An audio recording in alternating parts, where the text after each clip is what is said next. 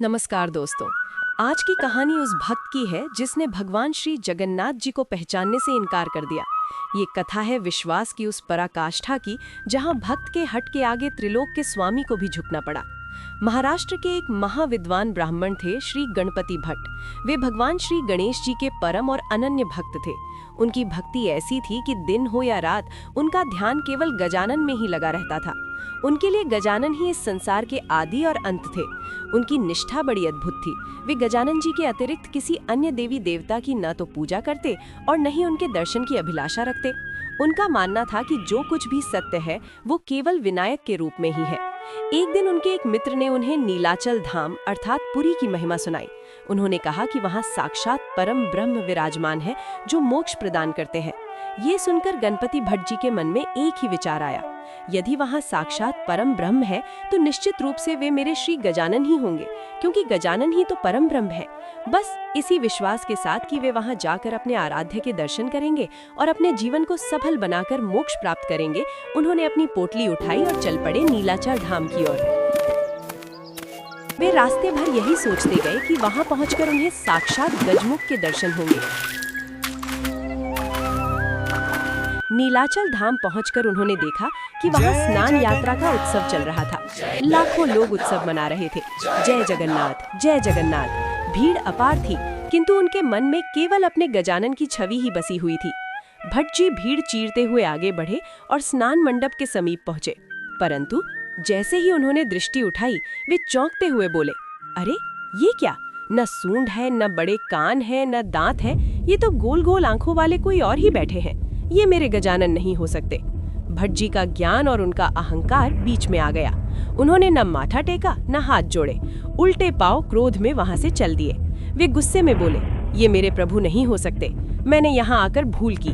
मैं किसी अन्य रूप के दर्शन कर अपनी एकनिष्ठ भक्ति को खंडित नहीं कर सकता। वे अत्यधिक क्रोध और निराशा में वहां से वापस चल पड़े। उनका मन व्याकुल था कि उन्होंने अपना समय और भक्ति व्यर्थ कर दी। वे स्वयं को धिक्कार रहे थे। जहां भक्त रूठा वहां भगवान से बैठा न गया। जब भट्ट जी ने आंखों में आंसू और कंधे पर झोला उठाकर नीलाचल धाम से मुंह मोड़ा तो हमारे कालिया शांत प्रभु श्री जगन्नाथ जी से रहा न गया। वे एक साधारण पुजारी का वेश बनाकर तुरंत अपने भक्त को मनाने दौड़ पड़े। उनके चेहरे पर ऐसी शांति थी मानो समुद्र की लहरें थम गई हों। उन्होंने मुस्कुराकर पूछा, ब्राह्मण देव, कहाँ जा रहे हैं? बिना दर्शन किए ही लौट चले? क्या प्रभु से कोई भूल हो गई? भट्ट जी ने क्रोध और पीड़ा में कहा, भूल प्रभु से नहीं मुझसे हुई है। मैं भगवान श्री गजानन का अनन्य भक्त हूँ।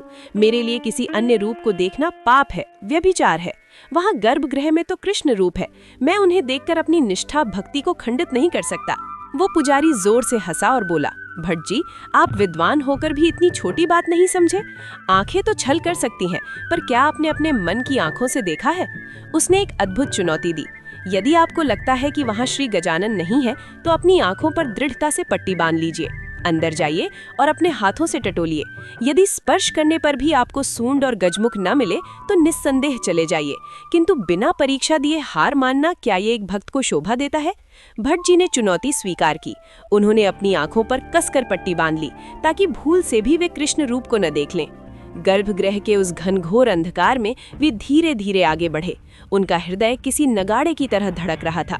जैसे ही उनके कांपते हाथों ने दारू ब्रह्म लकड़ी की मूर्ति को स्पर्श किया, मानो समय थम गया। ये क्या? जहाँ कठोर लकड़ी होनी चाहिए थी, वहाँ उनकी उंगलियों ने एक लंबी मुड़ी हुई सूंड को महसूस किया। उन्होंने आगे हाथ बढ़ाया। उन्हें विशाल सूप जैसे कानों का स्पर्श हुआ।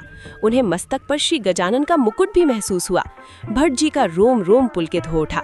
उनकी बंधी आंखों से अश्रुधारा बह निकली। उनका मन चीख उठा, मेरे गजानन यही हैं, ये कोई और नहीं, ये मेरे विनायक ही हैं।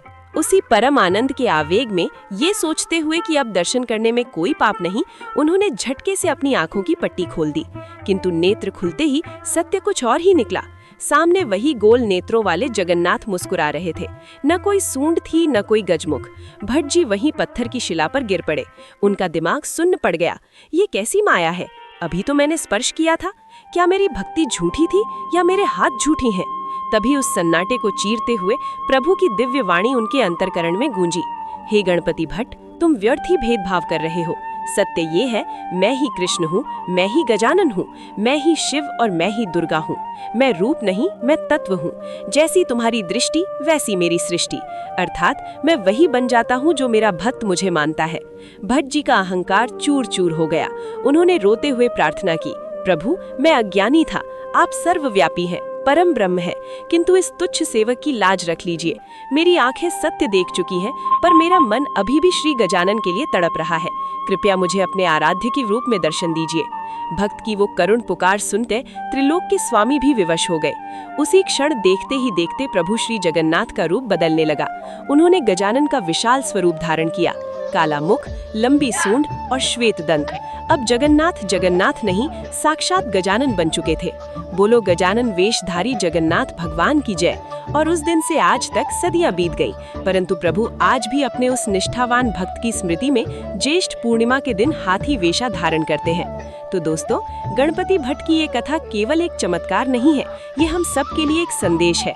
हम अक्सर अपने छोटे से ज्ञान के अहंकार में ईश्वर को सीमाओं में बांध देते हैं। हम लड़ते हैं कि मेरे देवता बड़े हैं या तुम्हारे, किंतु प्रभु श्री जगन्नाथ ने हाथी वेश धारण करके ये सिद्ध कर दिया कि नदियां भले ही अलग अलग हो, किंतु अंत में सागर एक ही होता है।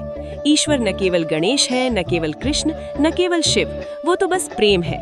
वो निर्गुण निराकार भी है और भक्त की भक्ति के लिए साकार भी।